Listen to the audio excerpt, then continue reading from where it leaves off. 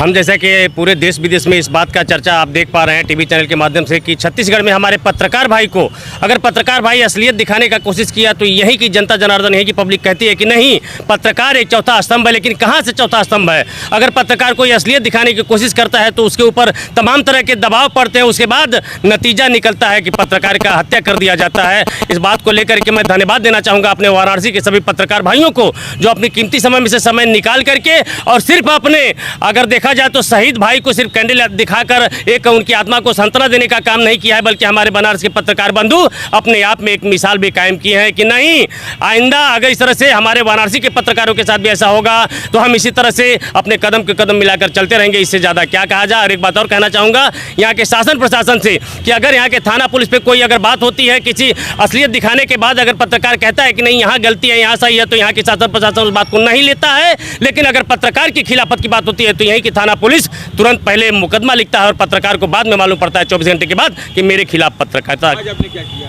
आज अगर देखा जाए तो भाई हमने तो कुछ नहीं किया। वाराणसी के सभी पत्रकार भाई उसी बात को लेकर के, जैसे हम सभी का एक पत्रकार भाई शहीद हुआ था, उस शहीद भाई के नाम से वाराणसी में हम सभी पत्रकार वाराणसी के कैंडल यात्रा निकाल कर उस भाई की आत्मा को शांति नमन करने के लिए यह कार्यक्रम किया गया। मार्च है जो पत्रकार की जिस तरह से निर्मम हत्या हुई है छत्तीसगढ़ में, ये निश्चित तौर पे बड़ा दिल दहला देने वाला है और सिर्फ हम नहीं, सभी आहत हैं इससे।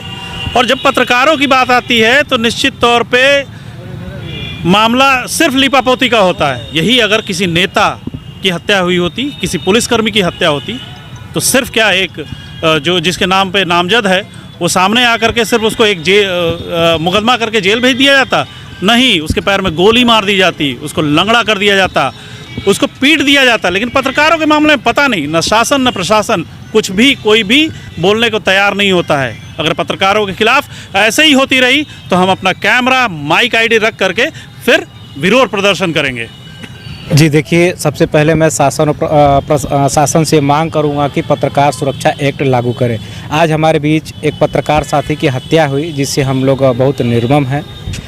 आज अगर यही बात, यही घटना किसी शासन और प्रशासन स्तर के साथ हुआ होता तो शायद घटना कारित करने वाले लोगों को, अभियुक्त को गोली मार दिया गया होता। लेकिन पत्रकार की जब बात आती है तो कहीं ना कहीं शासन और प्रशासन संवेदनहीन हो जाता। मैं ये सरकार से पूछना चाहूँगा, आखिर ऐसा क्यों? सच्चाई लिखने के एवज में सिर्फ फर्जी मुकदमे और जान धोना ही है? आज कोई भी व्यक्ति पत्रकार बनने से पहले, पत्रकारिता की डिग्री लेने से पहले एक बार सोचता है हमारी पत्रकारिता कहाँ चली गई। कहने को तो हम स्वतंत्र हैं, लेकिन शासन आज हमें स्वतंत्र रहने नहीं दे रही है। मैं बहुत निर्मम इस हत्या को लेकर काफ़ी मैं उदास और स्तब्ध हूँ और मैं शासन और प्रशासन से ही मांग करता हूँ कि जो इस हत्याकांड में शामिल है उसके ऊपर कठोर कार्रवाई करे। आज आपने कैंडल मार्च निकाला, कहाँ से कहाँ निकाला है, अब क्या संदेश देना चाहेंगे? जी देखिए, हम लोगों का जो कैंडल मार्च रहा ये जिला मुख्यालय से होते हुए अम्बेडकर पार्क तक रहा। हम लोगों ने कैंडल मार्च निकाल कर हमारे बीच जो पत्रकार साथी नहीं रहा उसको हम लोग श्रद्धांजलि दिए।